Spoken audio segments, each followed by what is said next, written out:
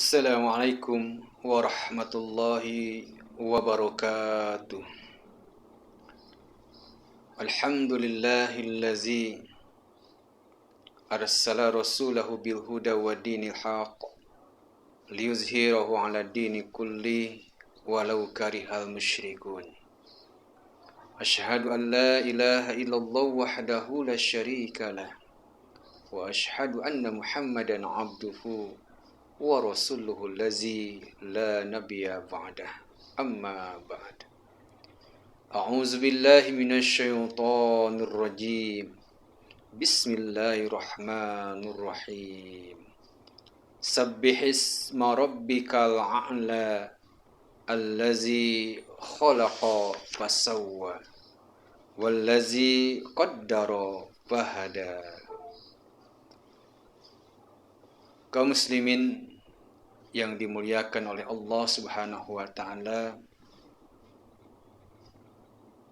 ahli pengajian, ahli tadarus, ahli kajian yang dimuliakan Allah Subhanahu wa taala. Di hari ini kita akan bersama-sama mengkaji dan memahami di antara kalamullah Subhanahu wa taala yang tertera di dalam Al-Qur'anul Karim.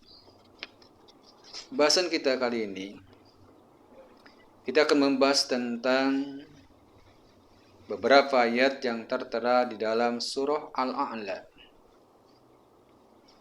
Surah Al-A'la ini adalah surah ke-87 yang terdiri dari 19 ayat. Nama surah ini Al-A'la ini memiliki arti yang paling tinggi. Surah ini menjelaskan kepada kita semua dan mengandung pesan kepada kita semua bahwa kita diperintahkan oleh Allah Subhanahu wa taala untuk selalu memahasucikan Allah. Selalu memahasucikan Allah, selalu bertasbih kepada Allah Subhanahu wa taala. Dan di ayat yang pertama, secara tegas Allah memberikan perintah. Di ayat yang pertama Allah berfirman, Bismillahirrahmanirrahim, dengan menyebut nama Allah yang Maha Pengasih lagi Maha Penyayang. Diawali dengan kalam basmalah. Sebagaimana surah-surah yang lain, terkecuali surah At-Taubah yang tidak diawali dengan kalam basmalah. Termasuk surah Al-A'la ini diawali dengan kalam basmalah. Kalam Bismillahirrahmanirrahim. Kemudian di ayat yang pertama Allah mengatakan, Allah berfirman kepada kita semua, Sabbihis marabbikal a'la.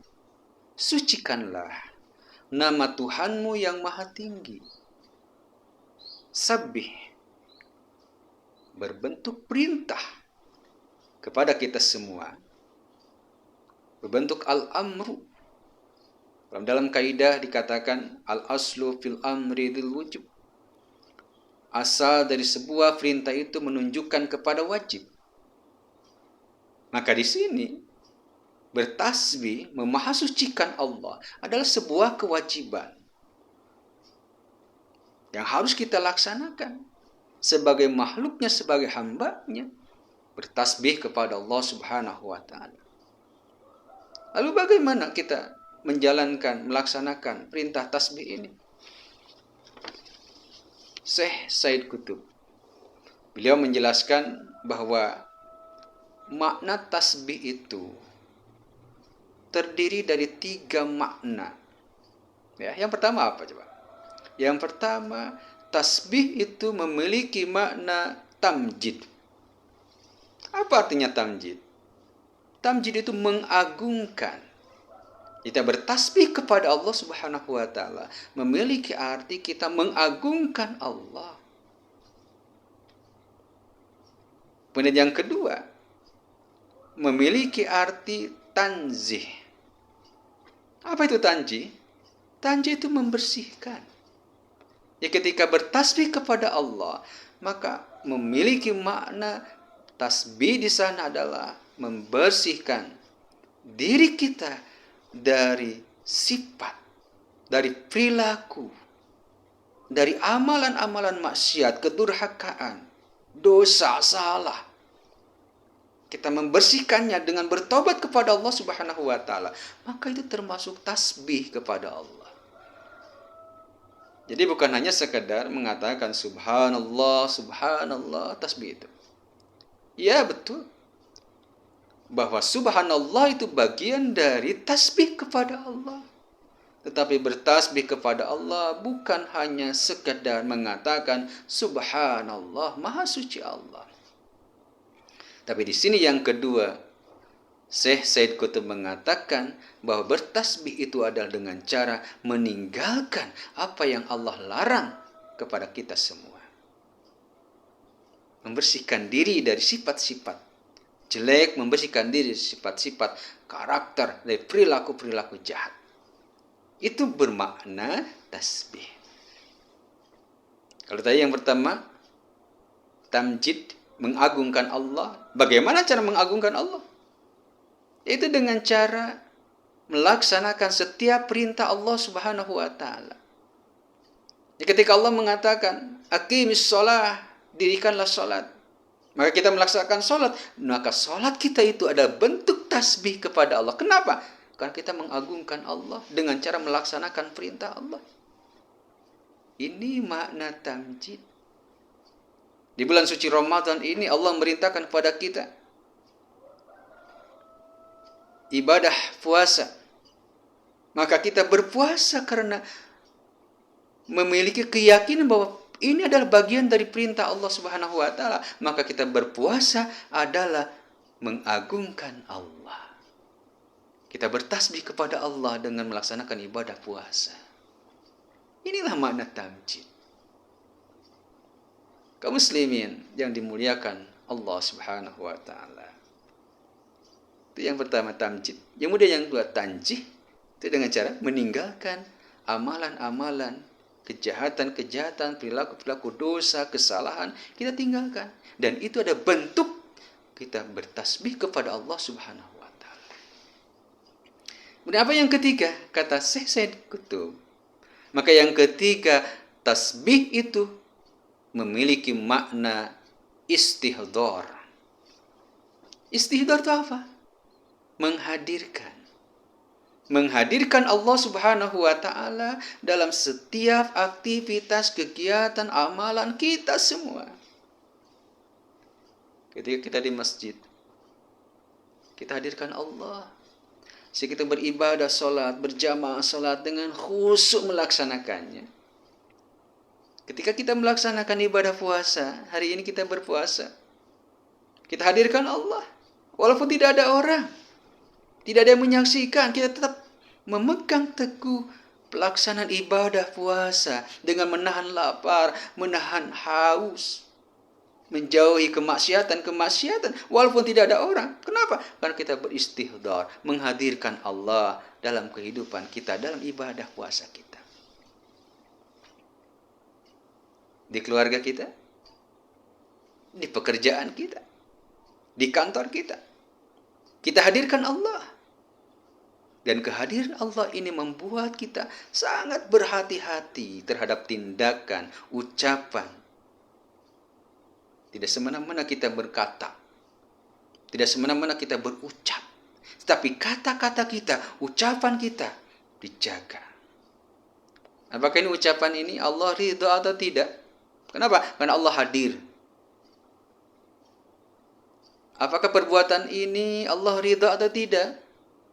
Dengan keyakinan bahwa Allah menyaksikan apa yang kita amalkan, apa yang kita perbuat, maka kita istihdar, menghadirkan Allah dalam kehidupan kita. Kita hadirkan Allah di hati kita. Kita hadirkan Allah dalam aktivitas, amalan, perbuatan kita semua. Baik dalam ibadah mahdoh, ibadah ghair mahdoh, kita hadirkan Allah Subhanahu wa taala. Dan inilah makna istihdar yang menurut Syekh Said Qutb Ini adalah bentuk tasbih kepada Allah Subhanahu wa taala. Subhanallah, maha suci Allah. Bahwa bertasbih kepada Allah itu ternyata tidak hanya mengucapkan kata-kata subhanallah. Setiap kita sholat, kata-kata subhanallah, subhanallah kita sering katakan. Dan itu termasuk zikir kepada Allah Subhanahu wa taala yang dituntun oleh sunnah Rasulullah sallallahu alaihi wasallam. Paling tidak setelah sholat 33 kali kita mengatakan subhanallah. Dan itu bentukan amalan tasbih di antaranya. Dan tidak hanya sekedar itu, ternyata termasuk tamjid, mengagungkan Allah, termasuk tanzih, membersihkan diri dari amalan-amalan kejahatan, dari amalan dosa. Dan termasuk istihdar, menghadirkan Allah dalam aktivitas kita. Itu termasuk tasbih kepada Allah Subhanahu wa taala. Sucikanlah Allah. Maha sucikanlah Allah. Ya. Sucikanlah nama Tuhanmu di sini kan. Sabbihisma rabbikal a'la. Sucikanlah nama Tuhanmu yang maha tinggi. Allah yang maha tinggi. Tidak ada yang lebih tinggi dari Allah, tidak ada. Kita punya pangkat kedudukan. Di hadapan manusia kita punya pangkat kedudukan, tetapi di hadapan Allah Subhanahu wa taala kita itu abdun. Kita itu hamba. Bagaimana kita mengatakan? Di Sayyidul Istighfar, kita mengatakan, kita mengakui bahwa kita ini hamba Allah. Allahumma anta rabbi la ilaha illa anta khalaqtani wa ana abduka. Kita katakan, khalaqtani wa ana abduka. Engkau, wahai Allah, yang telah menciptakan aku. Wa ana abduka, dan aku ini adalah hamba-Mu. Kita itu hamba Allah. Tidak lebih dari itu. Maka Allah yang maha tinggi. Hanya Allah yang maha tinggi, tidak ada yang tinggi. Kita punya pangkat kedudukan, punya keahlian, punya keilmuan yang luar biasa. Tapi tidak ada apa-apanya kalau dibandingkan Allah Subhanahu wa taala. Maka di sini kita diajarkan bahwa yang maha tinggi itu adalah Allah. Dan kita hanya hamba Allah yang tidak memiliki daya dan upaya. Maka kenapa dalam kata-kata hauqalah kita mengatakan la haula wala quwata illa billah? Karena memang tidak ada daya upaya yang kita miliki. Bahwa daya dan upaya itu, kemampuan itu, potensi itu, kedudukan itu, keilmuan itu, Allah yang berikan anugerah kepada kita. Inilah Rabbikal a'la, Tuhanmu yang maha tinggi. Disinilah kita harus bertasbih kepada Allah. Kenapa? Karena Allah yang maha tinggi. Yang ketinggian Allah itu tidak ada yang menandinginya. Laisa kamitslihi syai'un, tidak ada satupun yang semisal dengan Allah.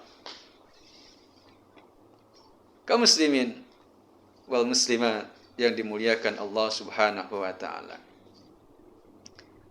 Bagi orang-orang yang beriman, tentu dengan bertasbih kepada Allah Subhanahu wa taala, ini bagian dari upaya bagaimana taqarrub diri kepada Allah Subhanahu wa taala. Taqarrub diri kepada Allah. Mendekatkan diri kepada Allah dengan bertasbih kepada Allah. Dengan mengamalkan amalan-amalan yang diperintah oleh Allah, meninggalkan apa yang dilarang oleh Allah, dan menghadirkan Allah dalam aktivitas itu bagian dari taqarrub diri kepada Allah. Karena kita ingin dicintai oleh Allah. Karena kita ingin diridhai oleh Allah Subhanahu wa taala, maka kita bertasbih, memahasucikan Allah. Bahwa kita banyak salah, banyak dosa. Iya, kita manusia yang selalu senantiasa berbuat kesalahan, berbuat dosa. Sehingga tidak pantas kita mengatakan sebagai orang yang suci. Bahkan Allah melarang kita mengatakan, "Fala tuzakku anfusakum." Janganlah kalian sekali-kali. Janganlah sekali-kali kalian mengatakan orang yang suci, orang yang bersih, tidak pernah salah, tidak pernah berdosa. Maha suci Allah, Allah yang maha suci, Allah yang maha bersih, Allah yang maha sempurna, Allah yang maha tinggi. Kaum muslimin wal muslimat yang dimuliakan Allah Subhanahu wa taala. Inilah makna bahwa Allah memerintahkan kepada kita untuk bertasbih. Tidak hanya mengatakan subhanallah, tetapi ternyata makna tasbih itu memiliki makna yang sangat luar biasa. Makna yang sangat luas. Kita memahami ada pemaknaan takwa, gitu kan? Ternyata kalau kita lihat dari pernyataan dari Syekh Said Qutb ini, bahwa tasbih itu ini memiliki makna ketakwaan kepada Allah Subhanahu wa taala. Bahwa tasbih itu ternyata takwa itu sendiri. Para ulama kan mengatakan, yang namanya takwa itu imtisalu awamirillah wajtinabu nawahi. Itu kan? Dua hal. Yang pertama, imtisalu awamirillah. Mengamalkan apa yang Allah perintahkan. Tadi tasbih itu kata Syekh Said Qutb, tamjid, mengagungkan Allah dengan mengamalkan apa yang Allah perintahkan. Imtisalu awamirillah. Berarti orang yang bertasbih itu orang yang memiliki kriteria ketakwaan kepada Allah Subhanahu wa taala. Dan orang yang takwa itu tidak hanya mengamalkan apa yang Allah perintahkan, tapi dia meninggalkan apa yang Allah larang kepadanya. Ya, tinggalkan apa yang Allah larang. Berarti ketika kita meninggalkan kemaksiatan, kedurhakaan, ini bagian dari ketakwaan. Dan itu bagian juga dari tasbih tadi. Katanya, litanzih. Bahwa tasbih itu adalah membersihkan diri kita dari kemaksiatan kepada Allah Subhanahu wa taala. Dan inilah titik temu yang kita pahami bahwa tasbih itu ternyata bermakna ketakwaan, dan takwa itu ternyata memiliki makna tasbih kepada Allah Subhanahu wa taala. Subhanallah, maksudnya Allah yang telah memberikan banyak hidayah kepada kita semua, cahaya kepada kita. Dengan tasbih ini, maka upaya taqarrub diri kepada Allah Subhanahu wa taala ini merupakan jalan yang sangat-sangat terbuka bagi kita semua menjadi orang-orang yang beriman kepada Allah, bertakwa kepada Allah dengan melaksanakan tasbih ini. Kaum muslimin, jamaah tadarus, jamaah pengajian dan jamaah kajian yang dimuliakan Allah Subhanahu wa taala. Lalu kemudian di ayat yang kedua, Allah menjelaskan kepada kita semua. Kenapa alasannya? Kita harus bertasbih kepada Allah. Kenapa alasannya? Kita harus sucikan nama Allah, Tuhan kita yang maha tinggi. Di ayat yang kedua, Allah pun mengatakan, Allazi khalaqa fasawwa. Bahwa Tuhan kita itu, Allazi khalaqa fasawwa. Zat yang telah menciptakan. Sekali lagi, zat yang telah menciptakan kita semua. Bahwa kita itu makhluk Allah yang diciptakan oleh Allah. Langit, bumi, dan segala isinya itu adalah yang diciptakan oleh Allah Subhanahu wa taala. Maka itu Allah Al-Khaliq yang menciptakan, dan kita yang dicipta itu disebut makhluk oleh Allah Subhanahu wa taala. Allah karena telah menciptakan kita. Kita diciptakan oleh Allah. Bukan diciptakan oleh orang tua kita. Sekali lagi, bukan diciptakan oleh orang tua kita. Ya. Allah yang menciptakan kita. Allazi khalaqa. Zat Allah itu yang menciptakan kita semua. Fasawwa. Dan Allah menyempurnakan penciptaan kita. Ini kenapa kita harus memahasucikan Allah. Karena kita menyadari bahwa Allah ini yang menciptakan kita dan Allah yang menyempurnakan kita. Allah menyempurnakan kita. Dibandingkan dengan makhluk-makhluk yang lain, maka kesempurnaan manusia telah nyata dalam Al-Quran. Laqad khalaqnal insana fi ahsani taqwim. Laqad khalaqnal insana, sungguh kami telah menciptakan manusia fi ahsani taqwim, dalam bentuk yang sebaik-baiknya. Tidak hanya dibentuk jasmaninya, tapi Allah bentuk ruhaninya. Tidak hanya Allah bentuk khalqunnya, tetapi Allah bentuk khulqunnya. Makhluk yang sempurna kita itu. Bahkan kalau para ahli mantik itu kan mengatakan bahwa manusia itu al-insanu hayawanun natikun. Manusia itu hewan. Tapi dia itu natikun, hewan yang berpikir. Maka kekhasan manusia ada pada berpikirnya itu. Dia dikatakan manusia ketika dia berpikir. Tapi kalau berpikirnya hilang, akalnya sudah tidak digunakan untuk membedakan mana yang benar, mana yang salah. Akalnya tidak digunakan untuk melaksanakan perintah Allah, untuk meninggalkan apa yang Allah larang kepada kita semua. Maka al-insanu hayawan, manusia itu hewan. Sama dengan hewan. Sama dengan kerbau. Manusia itu hewan. Tetapi ketika natikun ada dalam amalan kita, kita menjadi orang, menjadi manusia yang berpikir. Menjadi hewan yang berpikir. Maka pantaslah kita sebut manusia. Ini kalau ahli mantik mengatakan begitu. Bahwa manusia itu hewan yang berpikir. Ciri khasnya manusia berpikirnya itu. Ketika ada berpikirnya, maka itulah manusia. Tapi ketika hilang berpikirnya, maka dipertanyakan kemanusiaannya. Kita katakan gula itu kan manis. Tapi ketika kita katakan ini gula, tapi ketika dirasakan, oh ternyata nggak manis. Kita katakan bohong itu bukan gula. Kenapa? Karena identitasnya nggak ada.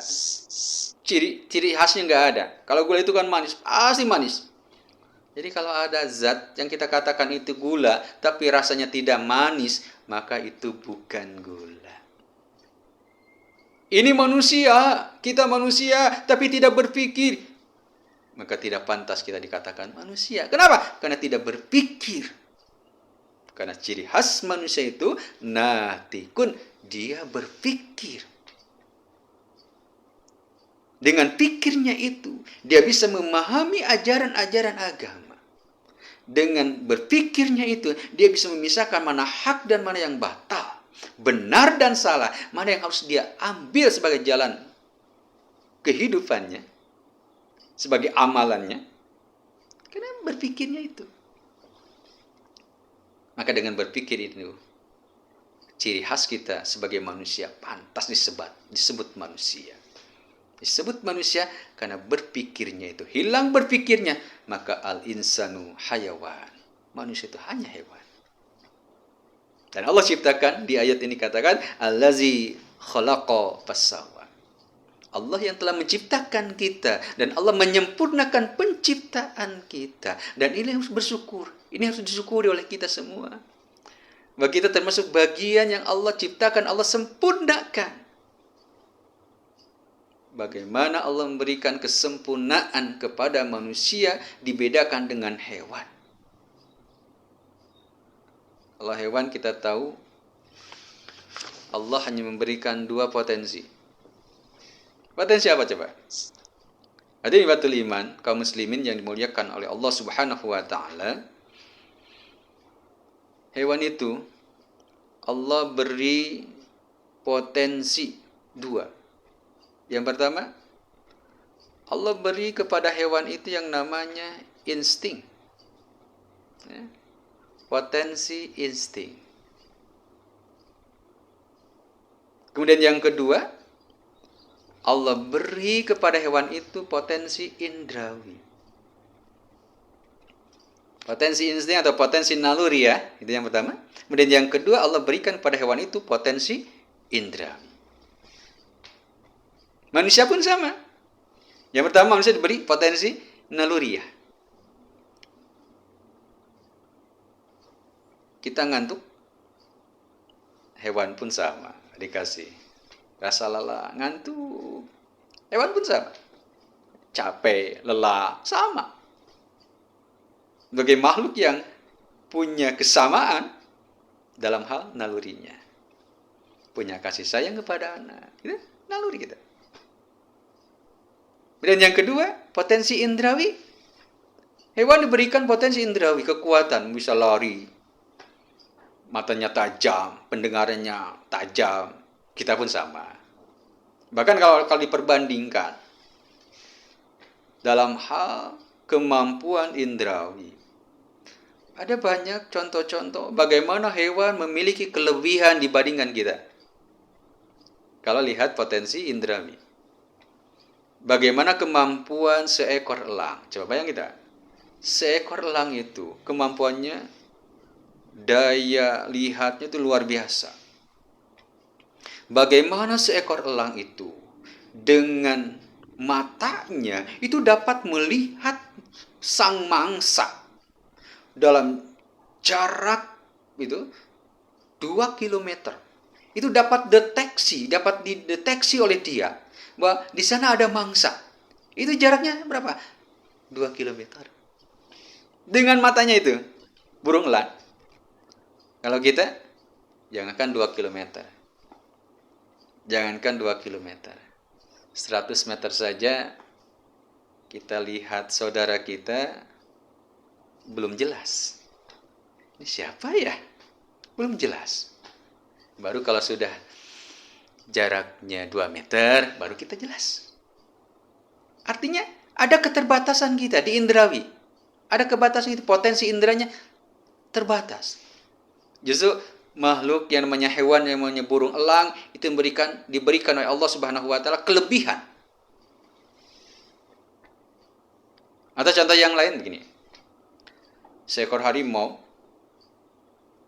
induk harimau itu kalau cari anaknya itu dalam jarak 1 kilometer, bayangkan, 1 kilometer.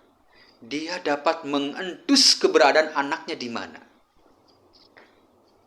Jadi kalau cari anak 1 kilometer itu masih bisa diendus oleh harimau.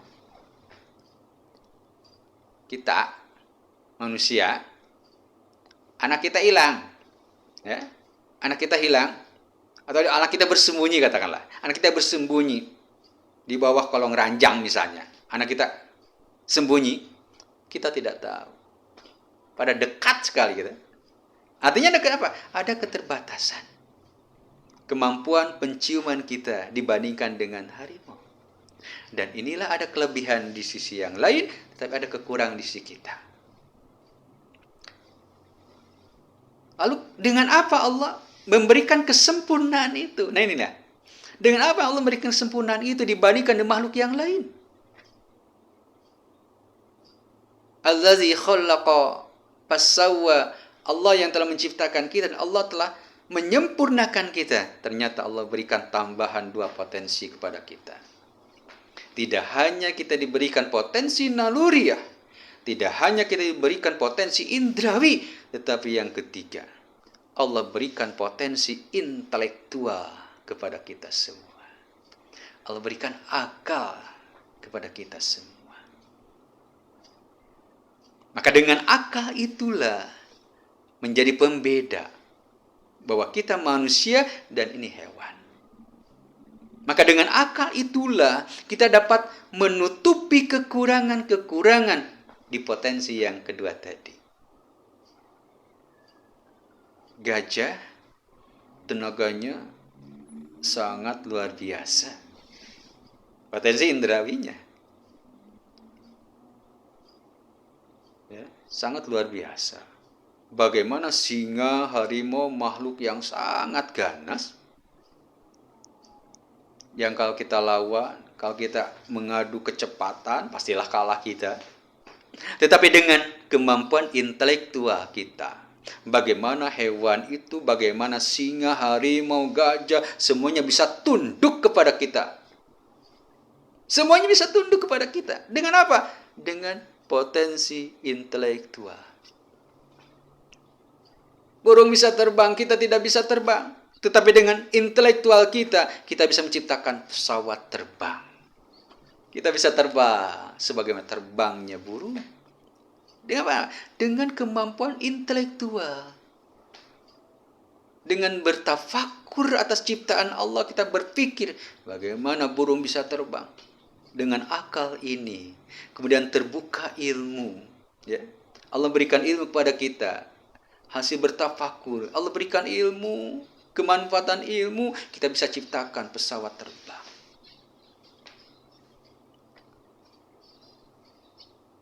Ikan berenang di air. Kita terbatas. Kalaupun kita mampu berenang, tenggelam di air, itu sangat terbatas. Terbatas waktunya. Tetapi dengan berpikir, mau berapa lama kita mau diam di air? Mau berapa lama? Kita akan mampu berdiam diri. Dengan berpikir itu. Kita sampai ke bulan, sampai ke Mars. Kenapa? Karena Allah berikan intelektual. Ini yang harus kita syukuri kepada Allah Subhanahu wa taala. Ini yang harus bertasbih kepada Allah Subhanahu wa taala. Bahwa Allah Subhanahu wa taala, beliaulah yang memberikan kemampuan intelektual itu. Janganlah sombong. Kita manusia karena punya kelebihan kemudian sombong. Apalah artinya kita? Kepintaran kita, intelektual kita, Allah yang berikan anugerahnya. Maka kembalikan kemahasuciannya kepada Allah Subhanahu wa taala. Sabbihisma rabbikal a'la allazi khalaqa fassawwa. Karena Allah yang telah menciptakan semuanya itu. Kelebihan kepada kita semua, potensi, termasuk potensi intelektual. Dengan kemampuan intelektual itulah kita dapat membedakan mana benar, mana salah. Kita dapat menutupi segala kekurangan kita dan menjadikan kita sebagai makhluk yang sempurna dibandingkan makhluk-makhluk yang lain. Itu potensi yang ketiga yang Allah berikan pada kita, melebihi potensi yang Allah berikan kepada hewan. Lalu yang keempat apa? Yang keempat, Allah berikan kepada kita potensi yang sungguh luar biasa ini. Potensi spiritual. Potensi spiritual. Potensi beragama. Allah berikan kepada kita. Ketika Allah tidak berikan kepada hewan, Allah berikan kepada kita. Untuk apa? Ya, untuk apa coba? Allah berikan potensi spiritual kepada kita. Kaum muslimin wal muslimat yang dimuliakan Allah. Kalau manusia hanya sampai pada kemampuan intelektualnya, ini tidak menjadikan manusia itu menjadi makhluk yang bersyukur kepada Allah. Ini tidak menjadikan manusia menjadi makhluk yang tawadhu di hadapan Allah. Ya. Yang menjadikan kita bersyukur kepada Allah.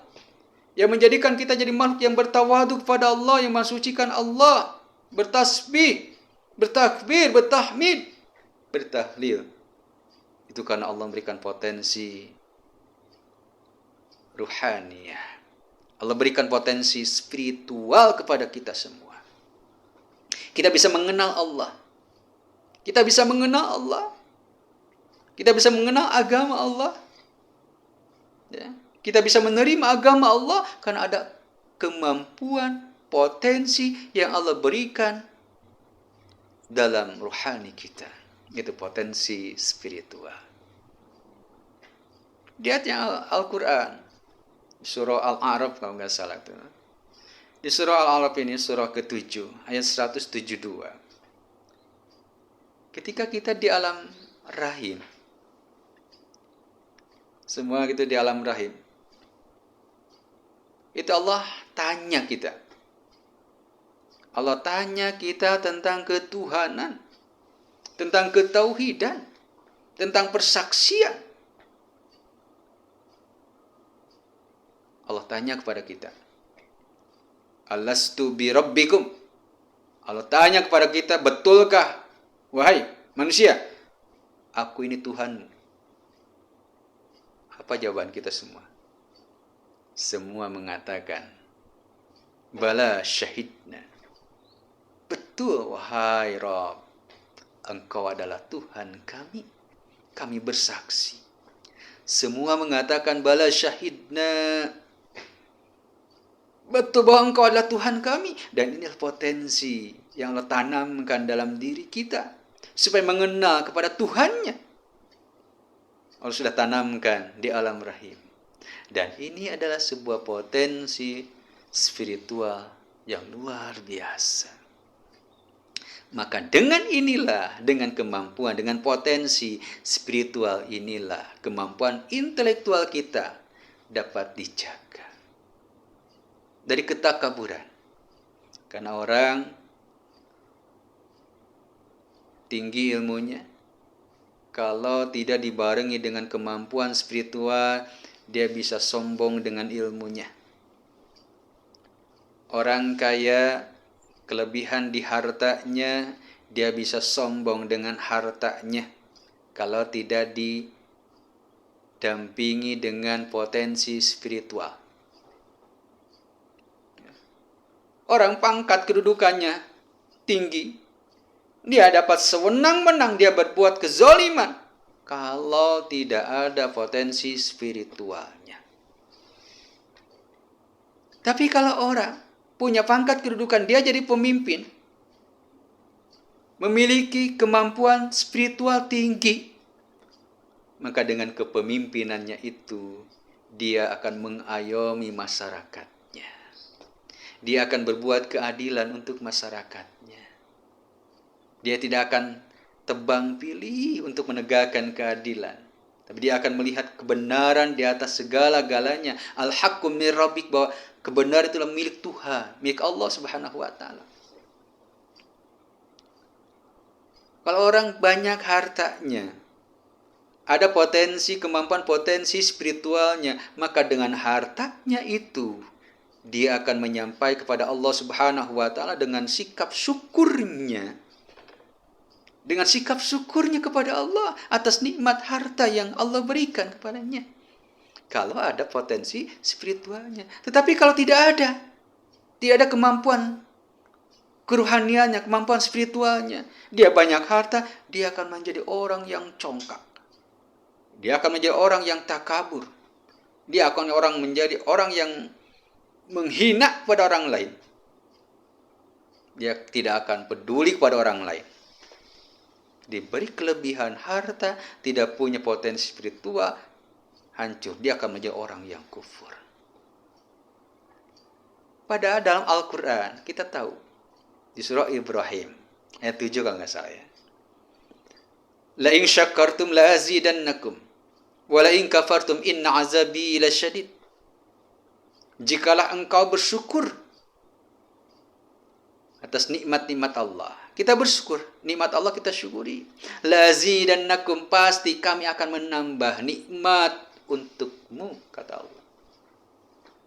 Wala in kafartum inna azabi lasyadid, tetapi jikalau engkau kufur, inna azabi lasyadid, sesungguhnya siksaku sangatlah berat.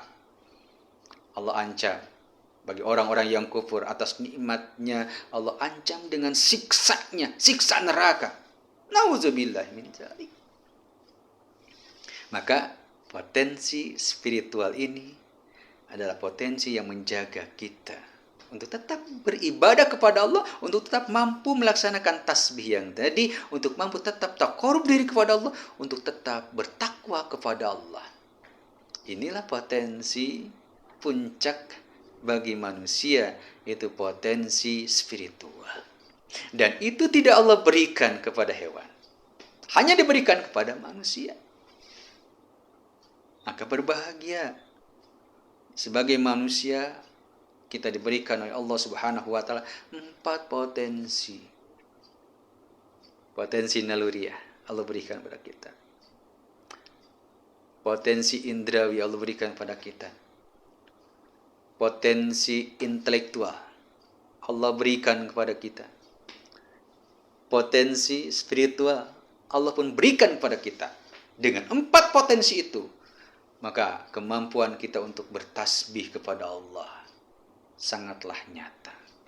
Maka orang kalau tidak bertasbih kepada Allah, dia menistakan apa yang Allah berikan kepadanya sebagai bentuk kenikmatan potensi yang 4 tadi. Kaum muslimin wal muslimat yang dimuliakan oleh Allah Subhanahu wa taala. Itu 4 potensi yang Allah berikan pada kita. Kemudian selanjutnya di ayat yang ketiga. Ini ayat yang ketiga menjelaskan kepada kita wallazi qaddara fahada.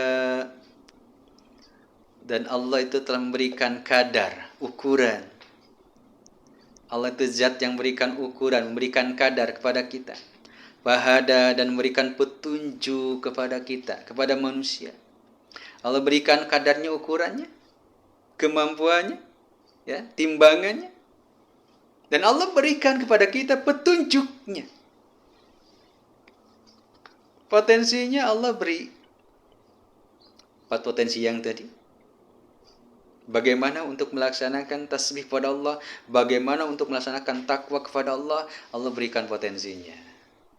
Allah sempurnakan potensinya. Jadi kalau kita abai dengan perintah Allah itu, pada Allah berikan potensi pada kita, sangatlah kufur kita kepada Allah. Sangatlah kufur kita kepada Allah.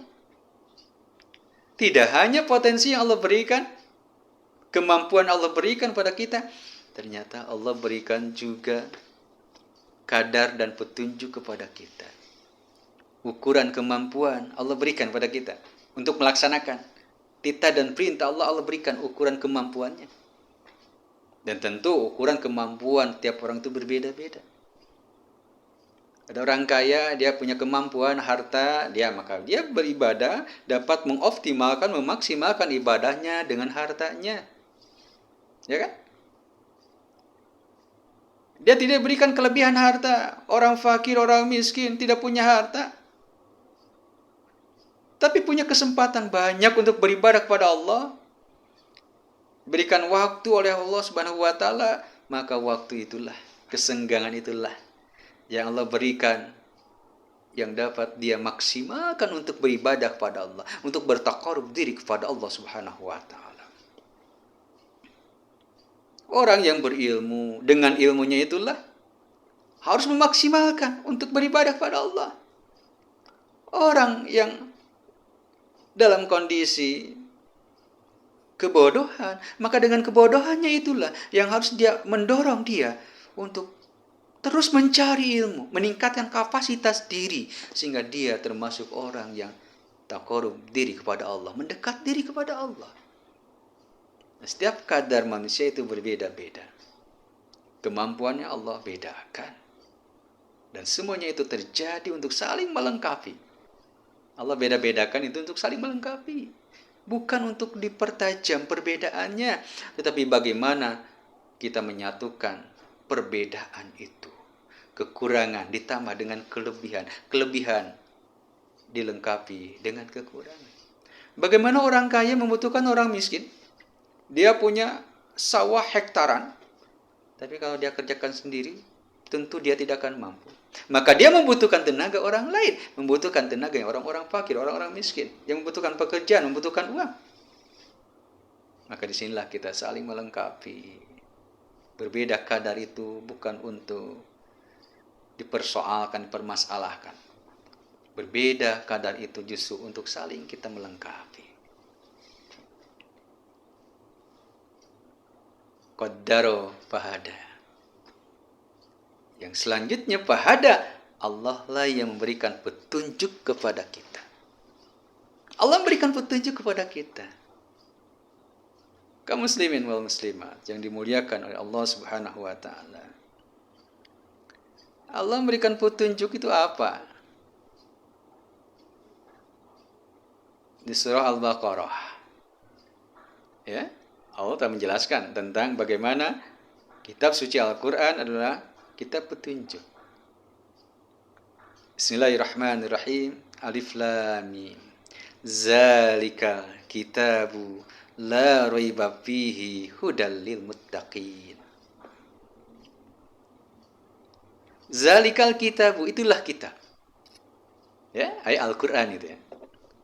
Zalikal kitab, itulah kitab. Itu Al-Qur'an. La riba fihi, tidak ada keraguan fihi dalam Al-Qur'an itu. Tidak ada satu ayat pun yang diragukan dan meragukan, tidak ada. Hudal lil muttaqin, dia akan menjadi hudan, petunjuk lil muttaqin, bagi orang-orang yang bertakwa. Al-Quran ini adalah kitab petunjuk. Bagi siapa? Bagi orang-orang yang bertakwa. Kenapa orang yang bertakwa? Kan orang bertakwa inilah yang memiliki potensi, yang mampu menggunakan potensi yang 4 tadi untuk menjalankan Al-Quran. Karena orang yang bertakwa inilah orang yang mampu dan akan mampu untuk menjalankan apa yang Allah perintahkan di dalam Al-Quran. Hudal lil muttaqin, petunjuk bagi orang bertakwa Al-Quran ini.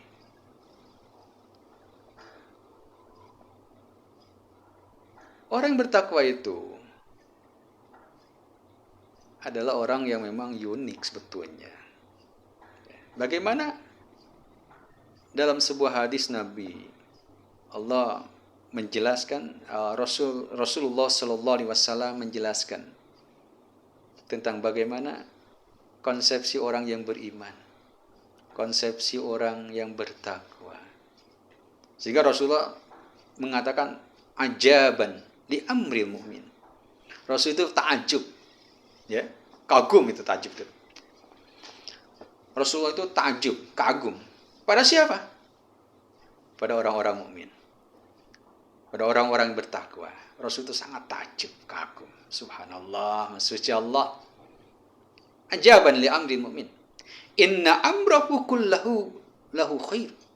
Karena sungguhnya apa yang terjadi kepada orang-orang mukmin semuanya khair, baik. Bayangkan. Apa yang terjadi urusan orang-orang mukmin itu semuanya baik. Khairun. Kenapa? Semua apa yang terjadi kepada orang-orang mukmin itu baik. In asabat sarra'u syakara. Ternyata apa yang terjadi kepada orang mukmin, sebuah kesenangan, kebahagiaan, orang mukmin itu syakara, mampu bersyukur kepada Allah Subhanahu wa taala. Dia diberikan sehat, dia bersyukur pada Allah. Dia diberi ilmu, dia bersyukur pada Allah. Dia diberi harta, dia bersyukur pada Allah. Diberi kesempatan, dia bersyukur pada Allah. Itulah orang mukmin. Fakana khairun lah. Maka dengan syukurnya itu, dia menjadi orang yang baik di hadapan Allah Subhanahu wa taala. Wa in asabatu darra'u sabara. Dan ketika orang mukmin diberikan kemadaratan, diberikan musibah, diberikan kesusahan, sabara. Orang mukmin itu pandai bersabar kepada Allah Subhanahu wa taala. Maka dengan sabarnya itu, fakana khairun lah, maka dia menjadi orang yang baik. Apa yang dia pilih? Dia mau kaya, mau miskin, sama hasilnya. Dengan kayanya dia bersyukur, dengan miskinnya dia bersabar. Maka antara syukur dan sabar itu goalnya sama. Ridho Allah Subhanahu wa taala. Allah cinta kepadanya ketika dia bersyukur, dan Allah cinta kepadanya ketika dia bersabar. Kalau syukur itu balasannya surga, maka sabar pun sama balasannya surga. Kalau syukur itu menyelamatkan dari neraka, maka sabar itu pun menyelamatkan dari neraka. Maka bagi orang yang mukmin, bagi orang yang bertakwa, kebaikan yang akan berlimpah kepadanya. Diberikan kesenangan, dia bersyukur pada Allah. Kesusahan, dia bersabar. Tetap beribadah kepada Allah. Inilah keunikan yang Rasulullah SAW sampai mengatakan ajaban li amril mu'min. Takjub kepada orang-orang mukmin. Hadirin kaum muslimin yang dimuliakan oleh Allah Subhanahu wa taala. Allah berikan petunjuk kepada orang-orang, kepada manusia, kepada orang yang beriman, kepada orang yang bertakwa. Kita lihat di surah Fatir, ya. Ini surah Fatir itu surah ke-35. Di ayat yang ke-32, Allah menjelaskan bahwa ternyata begini. Summa awrasnal kitabal ladzina istafaina min ibadina faminhum zalimun linnafsi wa minhum muqtasidun wa minhum sabiqun bil khairati bi iznillah. Zalika huwa fadlul kabir. Summa awrasnal kitabal ladzina istafaina min ibadina. Kemudian kami mewariskan pada orang-orang yang kami pilih min ibadina, dari hamba-hamba kami. Insya Allah kita semua ya makhluk yang terpilih, manusia yang terpilih, ya manusia yang dipilih oleh Allah. Kemudian Allah berikan warisan kepada kita semua. Warisan apa? Alkitab, Al-Quranul Karim. Allah wariskan kepada kita Al-Quran. Tapi apa yang terjadi? Firman Allah mengatakan, manusia dapat warisan, ternyata ada 3 modelnya. Faminhum zalimul linnafsi. Yang pertama, dia dapat warisan Al-Quran, dia dapat Alkitab, dia dapat petunjuk, tetapi zalimul linnafsi, menjadi orang yang menzalim, menganiaya dirinya sendiri. Dia diberi petunjuk oleh Allah Subhanahu wa taala untuk kebaikan dia, untuk kemaslahatan dia, untuk kebahagiaan dia dalam kehidupan ini. Tapi dia mengabaikan petunjuk itu. Dia lebih menggunakan rasa dan nafsunya untuk melakukan kehidupan ini, bukan melaksanakan petunjuknya. Dia bawa cahaya Al-Quran, dia punya cahaya Al-Quran, tetapi tidak dibuka cahayanya, tidak digunakan cahayanya, maka gelaplah apa yang dia lihat, maka gelaplah perjalanan hidupnya. Zalimul nafsi. Jangan sampai kita termasuk diberikan Al-Quran, diberikan petunjuk oleh Allah Subhanahu wa taala, diberikan Alkitab, tetapi kita mengabaikan semuanya itu. Dan kita berbuat kezaliman kepada diri kita sendiri. Ini model yang pertama. Model yang kedua, wa minhum muqtasid. Dan dari antara mereka ada yang termasuk muqtasidun, golongan pertengahan. Golongan pertama itu apa? Golongan pertengahan itu maknanya bahwa orang ini melaksanakan dari ketentuan Al-Quran, ketentuan agama, hanya yang pokok-pokoknya saja. Yang wajib dia laksanakan, tapi yang sunnah dia tinggalkan. Yang haram dia tinggalkan, tapi yang makruh masih dia laksanakan. Itu muqtasidun. Bahkan nilai imannya masih labil. Kadang kalau lagi kuat imannya dia bersemangat beribadah. Tapi ketika imannya turun, dia bermalas-malasan beribadah kepada Allah. Ketika imannya kuat, jangankan wajib, sunat pun diamalkan. Ketika imannya kuat, jangankan yang haram, yang makruh pun dia tinggalkan. Tetapi ketika imannya turun, jangankan yang sunat, yang wajibnya pun, jangankan yang sunat, yang wajibnya pun dia laksanakan seenaknya, semaunya. Lagi mood dia ibadah. Kalau tidak, ya tidak. Jangankan yang sunat, yang wajibnya pun sama seperti itu. Jangankan meninggalkan yang makruh, yang haram, masih dia laksanakan. Itu imannya labil. Itu muqtasid. Golongan pertengahan. Apakah kita di sana termasuk orang yang muqtasid? Mudah-mudahan tidak. Ya, mudah-mudahan kita istiqomah pada Allah Subhanahu wa taala. Itu yang kedua. Kemudian yang ketiga, wa minhum sabiqun bil khairati bi iznillah. Ya. Dan di antara mereka yang Allah berikan Alkitab, berikan warisan Al-Quran, ada yang sabiqun bil khairati biiznillah. Orang-orang yang berlomba-lomba dalam kebaikan. Nah, ini orang-orang yang berlomba dalam kebaikan ketika dia dapat Al-Quran, dia pelajari Al-Quran, dia kaji Al-Quran, dia baca Al-Quran, dia pahami Al-Quran, kemudian dia amalkan Al-Quran, dia berlomba untuk mengamalkan Al-Quran. Inilah sabiqun bil khairat. Orang yang punya motivasi lebih dengan potensi spiritualnya, kemudian mendapatkan petunjuk dari Allah Subhanahu wa taala, mendapatkan Al-Qur'an, dia memanfaatkan menggunakan Al-Qur'an ini untuk taqarrub diri kepada Allah, untuk mengamalkan tasbih kepada Allah. Inilah sebetulnya harapan kita semua. Target kita semua menjadi orang yang sabiqun bil khairati biiznillah.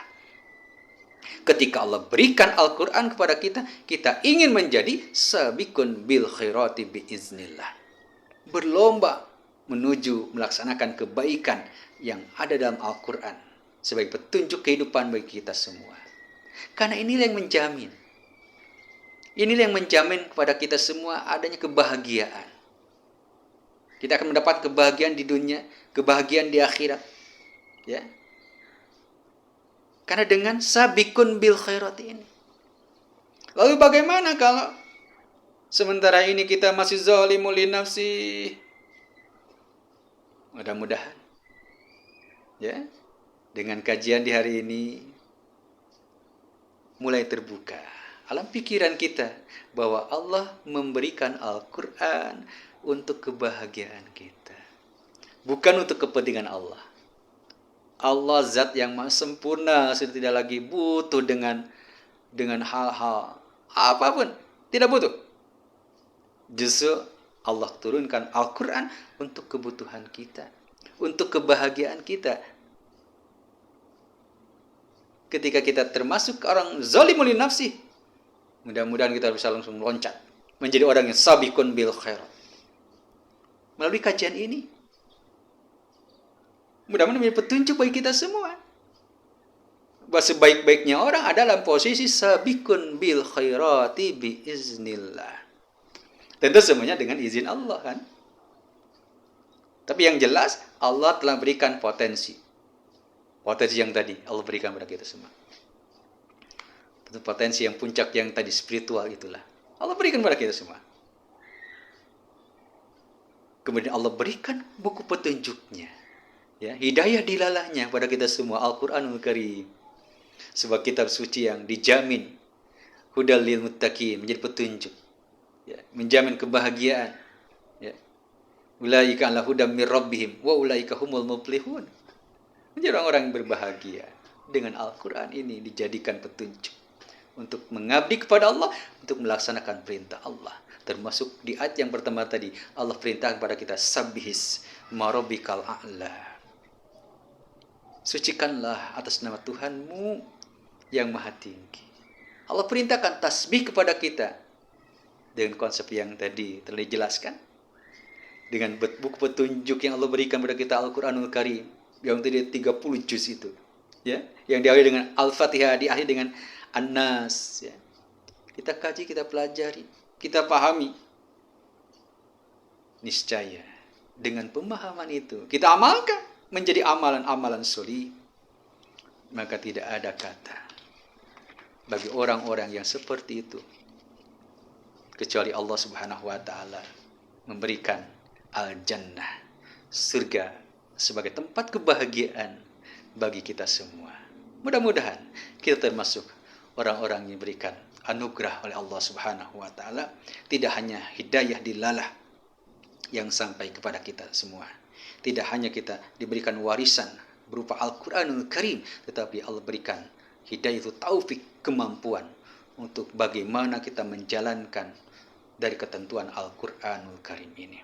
Sehingga kita menjadi orang-orang yang takwa di hadapan Allah Subhanahu wa taala dan menjadi orang-orang bahagia, bahagia di dunia dan bahagia kita di akhirat nanti. Insyaallah jika kita berpegang teguh pada apa yang Allah berikan pada kita semua, kita akan menjadi orang-orang yang berbahagia. Demikian yang dapat saya sampaikan. Segala kehilapan, kesalahan adalah kebodohan saya sendiri, dan apa yang menjadi petunjuk itulah petunjuk dari Allah Subhanahu wa taala. Rabbana hablana min azwajina wa dzurriyyatina qurrata ayunin waj'alna lil muttaqina imama. Aqulu qawli hadza wa astaghfirullah li wa lakum. Wassalamualaikum warahmatullahi wabarakatuh.